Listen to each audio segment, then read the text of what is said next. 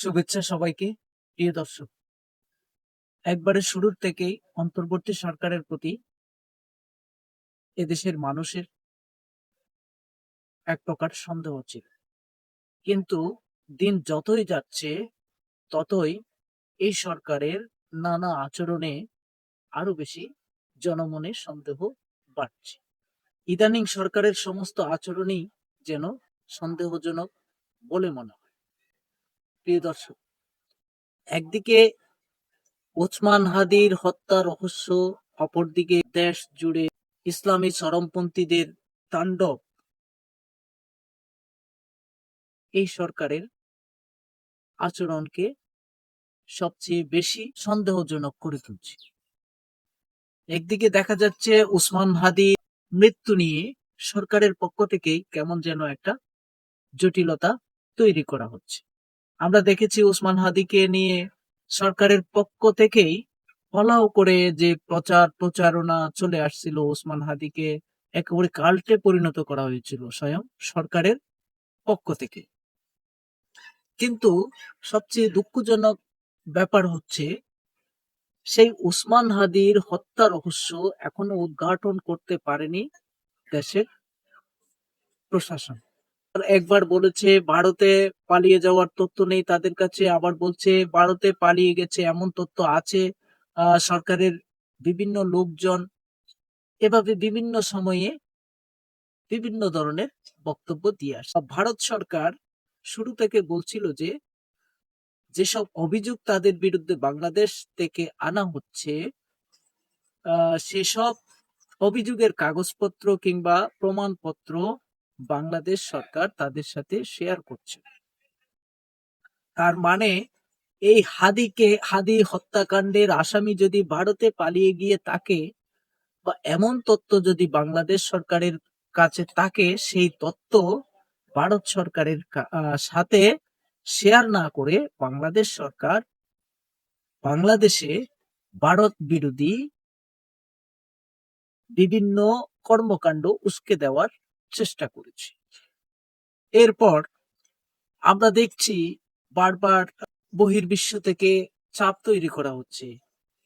আগামী যে নির্বাচনের তফসিল ঘোষণা করা হয়েছে, সেই নির্বাচনে আওয়ামী লীগকে সুযোগ দেওয়ার জন্য একটা অন্তর্ভুক্তিমূলক নির্বাচন আয়োজন করার জন্য। ভারত তো আছেই, ভারতের পাশাপাশি এখন আমেরিকা যুক্ত হয়েছে, জাপান যুক্ত হয়েছে, রাশিয়া যুক্ত হয়েছে।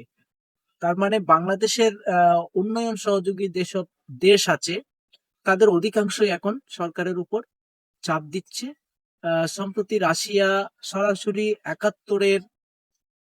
ভারতের ভূমিকা একাত্তরে বাংলাদেশের মুক্তিযুদ্ধে ভারতের ভূমিকা তুলে ধরে স্পষ্ট করে এমনও বলছে যে বাংলাদেশ যেন দ্রুত ভারতের সাথে যে উত্তেজনা চলছে তা নিরসনে কাজ করে।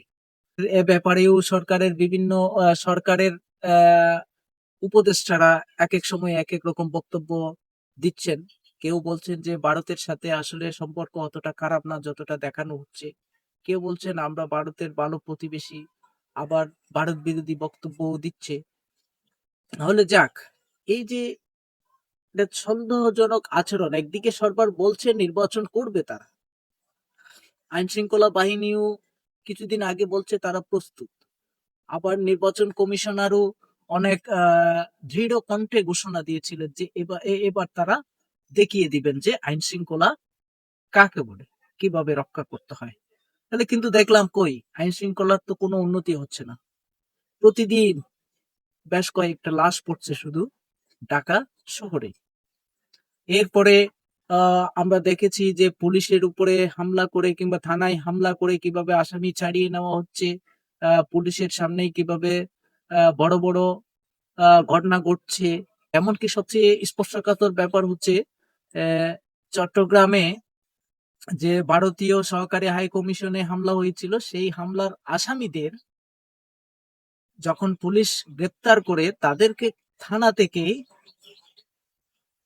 একজন জেল পলাতক জঙ্গি, সেই জঙ্গির নেতৃত্বে তাদেরকে ছাড়িয়ে নেওয়া হয়েছে পুলিশকে হুমকি দামকি দিয়ে। কিন্তু এ নিয়ে সরকারের কোনো শব্দও নেই। দেখেন কতটা সন্দেহজনক আচরণ। প্রথম আলো, ডেইলি স্টারের মতো পত্রিকার অফিসে হামলার ঘটনায় যখন কয়েকজনকে গ্রেপ্তার করতে দেখা গেল পুলিশকে, তখন আবার এক পক্ষ দাঁড়িয়ে যাচ্ছে যে আসলে এই ঘটনা সরকারের পক্ষ থেকে অথবা দিল্লির এজেন্টরা ঘটিয়ে এদেশের আলেম ওলামাদের গ্রেপ্তার করার একটা উপায় বের করেছে। তাহলে একবারে ঘোলাটে হয়ে গেল না জলটা। এভাবেই কিন্তু এই সব ব্যাপারে সরকারের যে আচরণ সবসময় প্রশ্নবিদ্ধ আচরণ, সন্দেহজনক আচরণ।